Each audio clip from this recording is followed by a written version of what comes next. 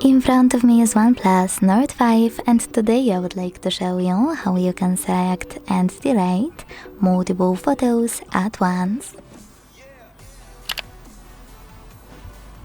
First of all, access Photos app.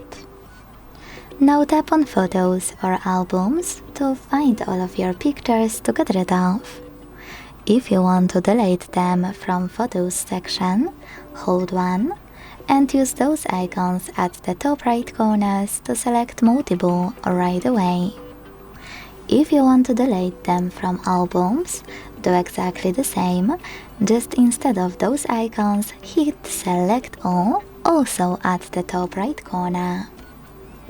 Either way, tap on all of your pictures you wish to keep, and to get rid of the rest, use the Delete button at the bottom. Then confirm your choice in the pop-up. Thanks so much for watching. If you enjoyed this video, leave a like, comment and subscribe. Bye!